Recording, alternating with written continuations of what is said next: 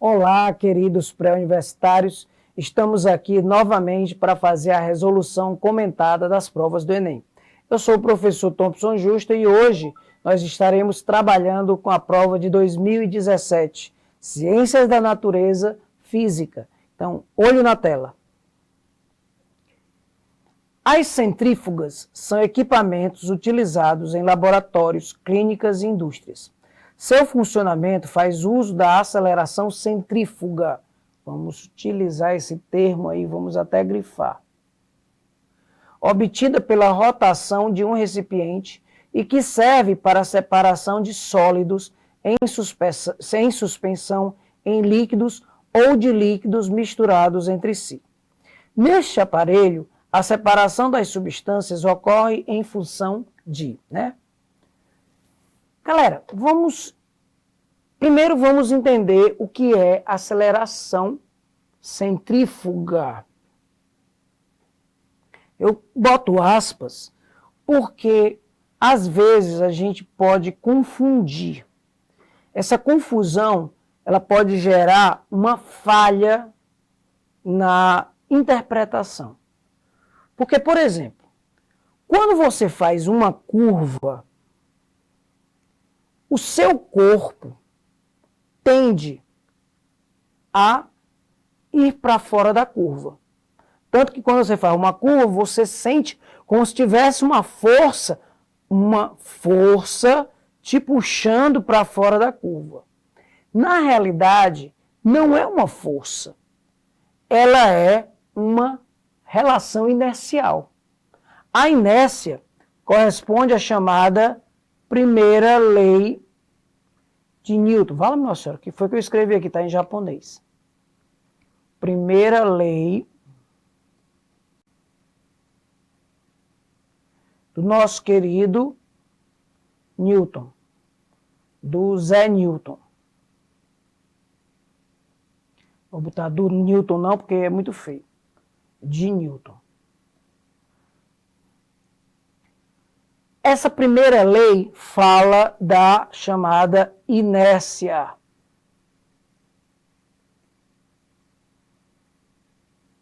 Turma, o que é a inércia?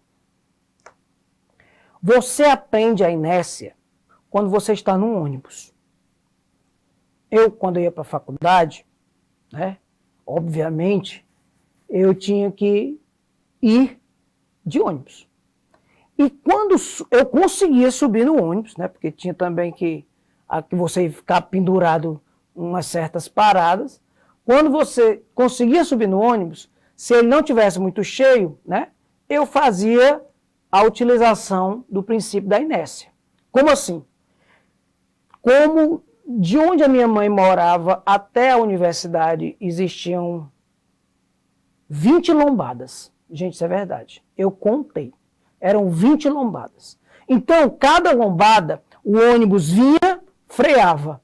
Então, a tendência do meu corpo era ir para frente. Então, eu mandava meu peso para trás. Professor, e quando o ônibus arrancasse? A tendência era eu ir para trás. Então, eu mandava meu corpo para frente. Ou seja, eu ficava surfando no ônibus, Surfando, não sei se dá para perceber, mas eu não tenho uma estatura muito grande. Então, ou eu ficava pendurado, ou eu me agarrava em alguém. Então, nesse caso, eu tinha que fazer alguma coisa para me equilibrar. O ruim eram só as curvas, que ou eu tinha que puxar para dentro ou para fora, Mas vamos esquecer essa vida de ônibus. Mas a melhor maneira de se entender inércia é no ônibus. Porque, gente, se ele está parado, você também está parado com ele, e ele arranca, a tendência do seu corpo é ser jogado para trás. Mas isso é uma força? Não. É inércia. Se ele está em movimento, você também está em movimento. Se ele dá um freio, o que é que acontece? A tendência é o seu corpo continuar o movimento, até que lhe seja aplicada uma força resultante. Beleza? Mas a tendência é de continuidade do movimento, ou continuidade do repouso. Então, nesses dois casos, a inércia está relacionada a quê? Está relacionada a continuidade do repouso ou do movimento. Professor, mas nós estamos falando de aceleração centrífuga. Por que que o senhor está falando de inércia? Porque, gente, a aceleração centrífuga é uma aceleração inercial. Se você, por exemplo, tem aqui, né, um exemplo bem simples. Você tem um movimento circular. Você tem a aceleração centrípeta. Opa, aceleração para o centro. Aceleração centrípeta é V ao quadrado sobre R ou W ao quadrado vezes R, sendo, pois, né, a velocidade sendo W vezes R. Aí, você observa que se temos uma força centrípeta, nós temos uma força resultante para isso, que é a massa vezes a aceleração centrípeta. A ideia da inércia, olha que eu vou falar isso aqui com muitas aspas, tá? É que a força centrífuga ela tenha uma aplicação contrária à centrípeta. Centrípeta para o centro, centrífuga para fora. Beleza? Então, nesse caso, não é uma força, é uma relação inercial. Por isso que eu coloquei aspas. A gente pode identificar com a correspondência como se fosse uma força, mas é uma relação inercial. Vou dar um exemplo. Quando você observa, por exemplo, a máquina de lavar, quando ela faz uma centrifugação, o que é que acontece ali? Você tem um cilindro onde são vários buraquinhos. Não é isso? Esses vários buraquinhos, quando ele gira de uma forma bem rápida, esses vários buraquinhos, a água tende a sair. Justamente porque ele está fazendo um movimento circular e rápido. E, desta maneira, a água tende a escoar das roupas.